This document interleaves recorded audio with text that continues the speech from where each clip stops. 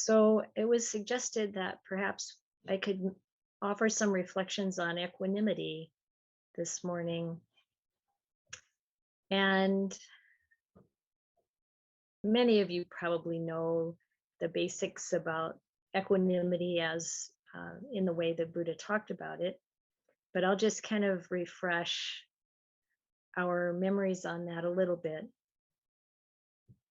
So equanimity, of course, is this evenness of mind. You know, we don't get when we start to recognize that our levels of extreme excitement and extreme unhappiness or being really low, all they kind of even out and get less and less. And the goal or the full experience or culmination of means that the mind is not shaken by whatever comes through it, whatever it's exposed to. And sometimes equanimity um, is harder to come by than others, of course, because of all the things that we are dealing with in our life and as human beings. But we want to, practice having the intention to calm the mind and steady the mind. And yet, I think the real development of equanimity doesn't come so much from that direct approach. I think it comes more from developing the other qualities of the path.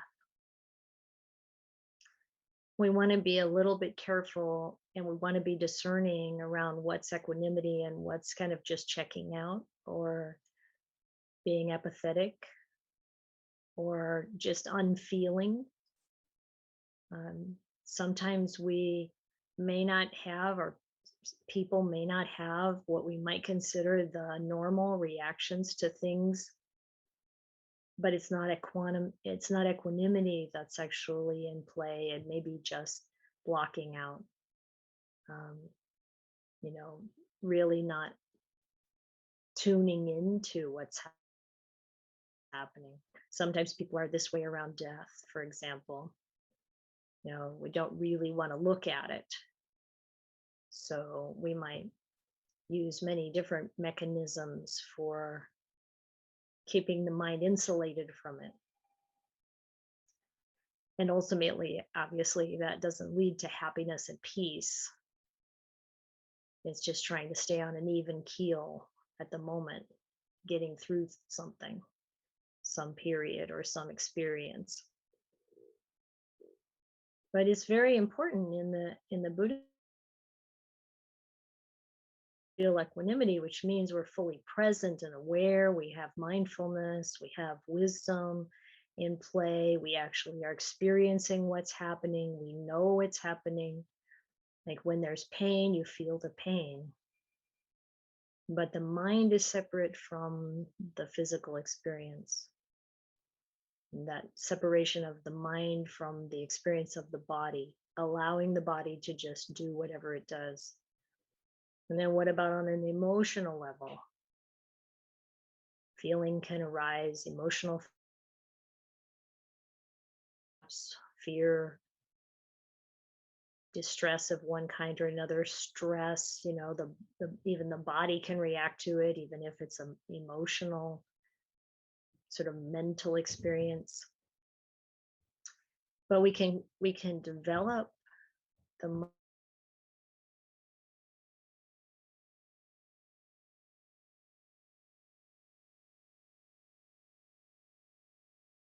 whether it's fear or stress, but the mind itself is calm.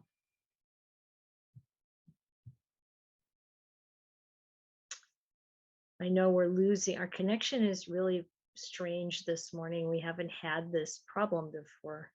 So forgive me for the unevenness of the sound. Maybe I'll repeat myself a bit here and there. Ayya, Yes? this is Helen. Sometimes when there's uneven connection, taking your image offline and just using the audio can That's make it very, true. very efficient. Let me try that. I'll stop the video. Thank you, Helen. Okay. Let me know how this is going, all right? And better. Okay, good. Okay, thank you. So even this example, like we've got the disrupted connection and can't hear everything, and it's a minor thing. Maybe we think, oh, that's a minor thing, but how many times have we been disturbed, upset, angry, impatient with even minor things? And one of the things that I think is important to recognize is how much progress we make. Like, we can look back, um, before there was any practice in our life, and we might see that we were much more reactive, much more upset by things that now we are no longer upset by.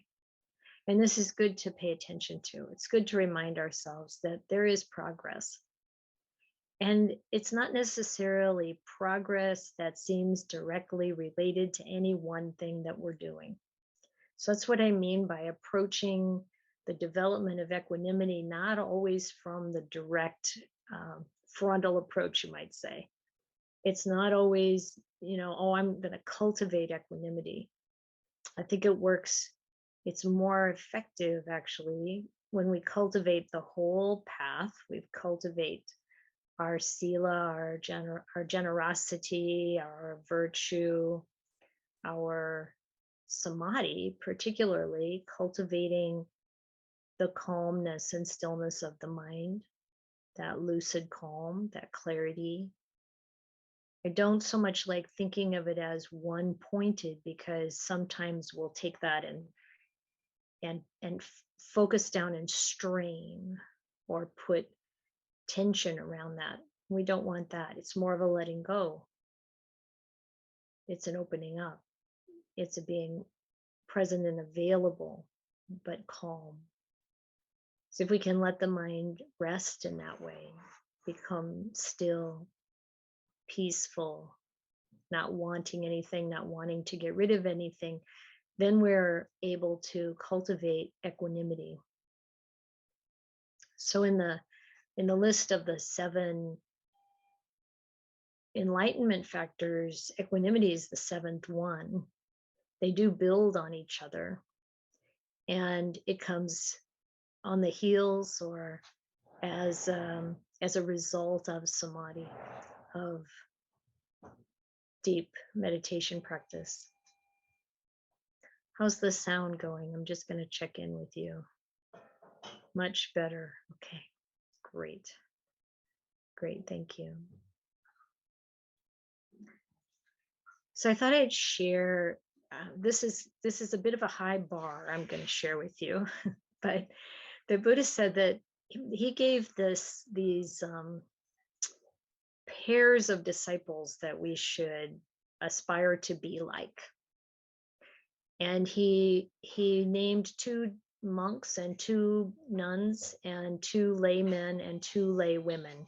So if you're a monk, aspire to be like Venerable Sariputta and Mahamoggallana. If you're a nun, you aspire to be like Kema and Upalawana, the Kunis.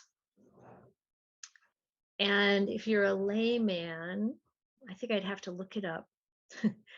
If you're a lay woman, it's this woman named Uttara Nandamata. So her name was Uttara, and she was Nanda's mother. Mata means mother, so Nanda Mata. And the other one was Kujataka, I think her name was. But I want to talk about Uttara Nandamata. So she was one of the two lay women that the Buddha said, this is one you should be like her. And in all of these cases, there's sort of one that really is, a great example of wisdom and learning, and the other one, a great example of meditation, depth of meditation, or psychic powers that kind of can come sometimes with depth of meditation. So I'll just call her Nandamata. She was a very, very strong practitioner.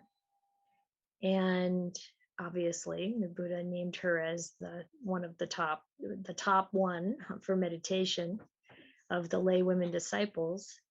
And she tells, there's a story about her in the Anguttara Nikaya, the numerical discourses in the Book of Sevens. It's actually number 753. It's number 53 in the Book of Sevens. And this is how it goes. It's during a time when Venerable Sariputta and Venerable Mahamoggallana were traveling with a large number of monks. And in the morning, as the night was receding, so we all can have that image of that time of day in the morning.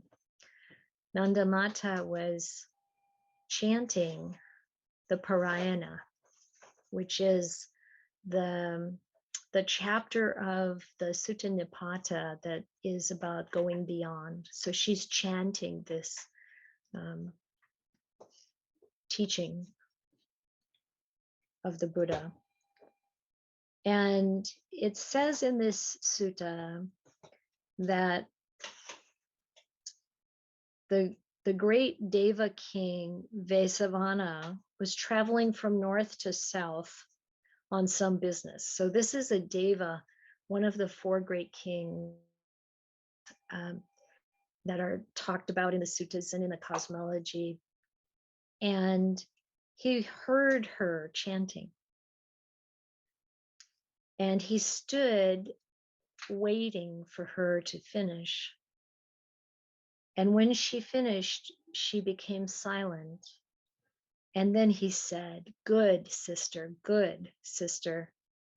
And she said, who is that? Says, who is that, my dear? And he said, I am your brother, the great king, Vesavana. That's nice. You just introduce yourself as the great king, right? And she says, well, good, then let the Dhamma exposition that I just chanted be my guest's gift to you. So he's a guest that's shown up, and this is her gift. And he says, well, let this also be a guest's gift to me. The Venerable Sariputta and Venerable Mahamoggallana are coming to your village, and I want you to offer them a meal and share all the merit with me, or share the merit with me. That'll be my guest's gift also.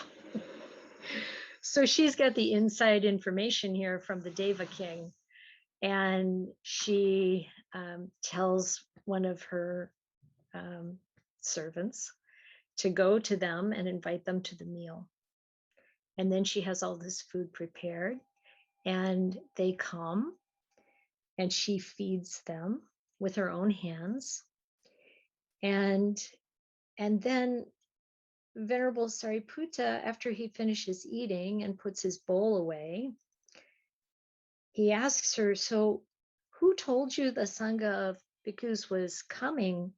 And she said, oh, well, I was chanting the Parayana when the night was receding, and the great Deva king came, Vesavana, and he told me, and so she repeated the whole story to him. And he said, well, that's astounding and amazing. that you can converse directly with the Deva king. And he says, such a powerful and influential young Deva as the great Deva king Vesavana. And she says, well, that's not the only astounding and amazing thing about me. There's another one. I had an only son, dear and beloved boy named Nanda. And the rulers seized and abducted him on some pretext and executed him. When he was arrested, and when he was in prison, and when he was being killed, and when he was dead, I don't recall any alteration of my mind.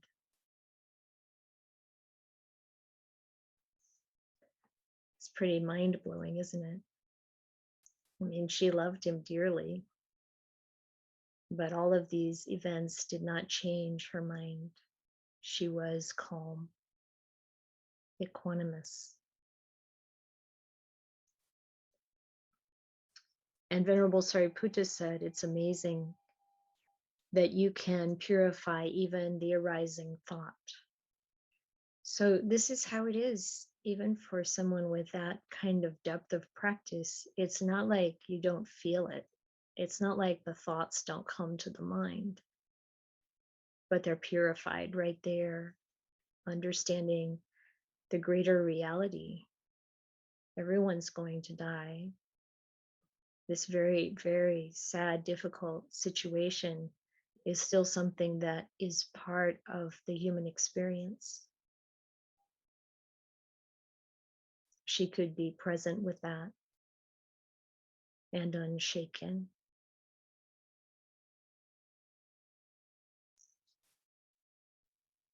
She said, that's not the only astounding and amazing quality of mine. When my husband died, he was reborn in the Yaka realm, and he appeared to me in his previous bodily form, but I don't recall any alteration of my mind. So she didn't become afraid, she didn't become excited. She was just able to be present with her, her deceased husband appearing to her afterwards.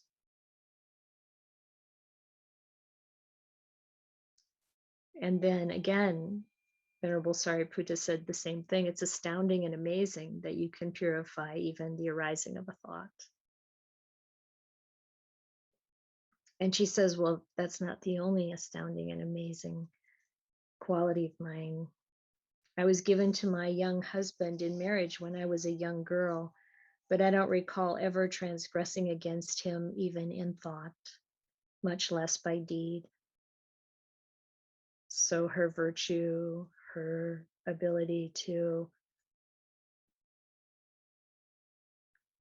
be kind and not reactive even then. Again, the same response from Venerable Sariputta. And she says, it's not the only one. We go on. This is the Book of Sevens, so we're going to get another few of them here. Since I declared myself to be a lay follower of the Buddha, I don't recall ever intentionally transgressing any training rule. And then the next one is, for as much as I want, secluded from sensual pleasures, secluded from unwholesome states, I enter and dwell in, and then she goes through all four jhanas. So she has deep meditation, which I think we can surmise to be probably, well, the deep meditation and the purification or the purity of virtue to be the important foundational pieces for that kind of equanimity.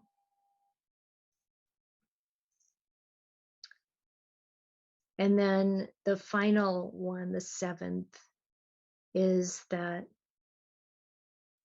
Of the 5 lower fetters taught by the Blessed One, I don't see any that I haven't abandoned, which means the fetters that fall away with stream entry and the fetters that fall away with the third level of awakening, um, non-returning. So she has full faith in the Buddha, Dhamma, and Sangha, knows for sure that uh, there's no self among the khandhas, the 5 aggregates. And she's not just doing, kind of rites and rituals. So like when she gets up in the morning and chants something, it's not just like, oh, I have to chant this. Her whole being is in it. It's not just a ritual. And then she's completely free of desire and ill will, no greed or hatred. So so this non-returning, first of all, one of the beautiful things about this is that we can see that as a layperson, look what we can do, let alone as a monastic. And just remember that don't feel like you have to be in robes to um, purify the mind. And then, like I said, it feels like a bit of a high bar, but we're already partway there. You wouldn't even be on this, call here this morning if you weren't. And both the desire to cultivate the mind, to realize the Dhamma, and all of the effort you've put in so far, who knows how many lifetimes, it brings us to this point. And to see that there's a way forward with it, to really cultivate equanimity. And a lot of times, whether it's equanimity or these other beautiful qualities that we investigate and learn about and develop in ourselves, a lot of times it doesn't come from the direct, oh, I want to cultivate this. Or maybe we are working with something, but we don't see the results until something comes up where in the past we would react differently. Like maybe we're developing mudita, appreciation and joy for the good in ourselves and the good in others. But then, one day you're wanting to, order something from a store, get something, and they tell you, oh, well, we can't provide that for 3 months because it's all back ordered and all that. And we've got so many other orders, we've got so many things to fulfill that we can't promise this now. And instead of being frustrated, what comes to mind is, I'm so glad that you're having a thriving business and people are coming to you and you have so much work you can't get to this yet. Something like that, some unexpected kind of sweetness that arises, or calm that arises when otherwise there would be distress. And of course, it doesn't mean that we should be upset with ourselves when there is distress, but just noticing it.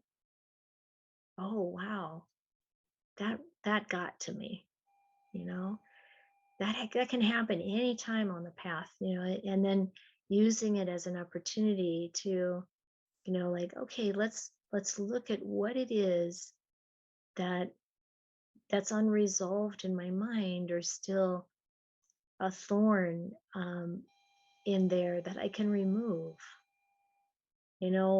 Why is it that this matters to me in this way, that I would have this, strong reaction? And so it's I think what's interesting is that the cultivation of the entire path, the generosity, the virtue, the samadhi, calm mind, and the wisdom all work together. And then we see results sometimes in unexpected situations, until we're completely free. And Nandamata wasn't completely free. She wasn't an arahant yet, but it seems like very close. And that's what happens when we cultivate those 7 factors of enlightenment. It starts with mindfulness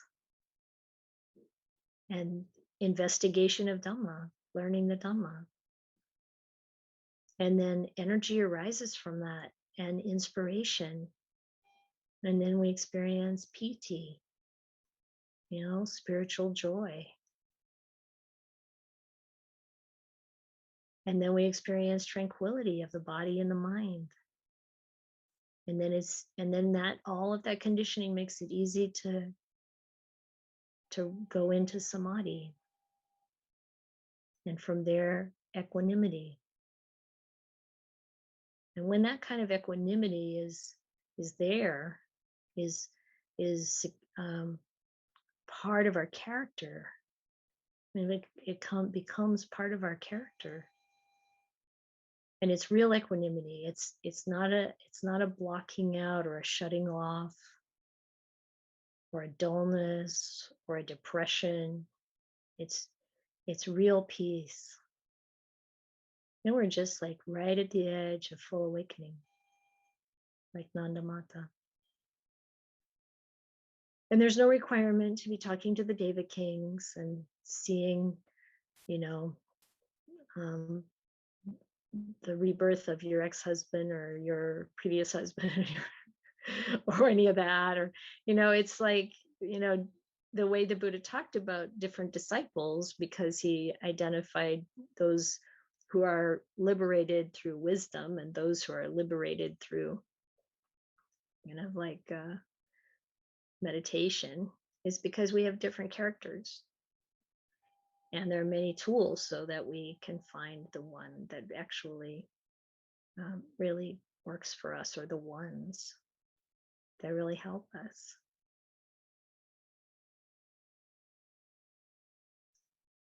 So I hope you find a story like this inspiring. I know I do, but I also get that it's a little weird. It takes a little faith to kind of go, oh, okay, is that really possible? One of the great advantages of visiting enlightened teachers is that you start to really experience people who completely understand that so many things are possible, are real, and you get to be in that kind of environment where it's taken as a given that many people remember their past lives, or interact with devas, or recognize that these things aren't so strange, actually. So I want to encourage you all to continue studying. And I mentioned on Wednesday night, for those of you who are here today and weren't there, there's a lovely opportunity to be present online with a very advanced teacher, Ajahn Suchat. He does a program on Tuesday mornings, and it's at 6 a.m. in Pacific time. And it's questions and answers, and there's a Facebook page for, how's the Facebook link go, Forrest? Is it? It's Ajahn Suchat Abhijato Dhamma for the asking. Okay. In. Okay. Forrest will, let's see, it's, if you look up Ajahn Suchart, Suchart, it's actually pronounced Suchat, but the pronunciation, the spelling is Suchart. And I think they're going to put the link in the chat in a little bit here. So it's a great way to really touch into that forest Dhamma from a very well-developed monk.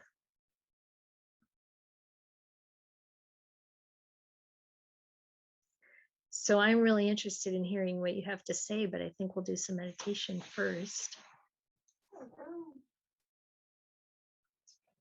for about 30 minutes. So get comfortable.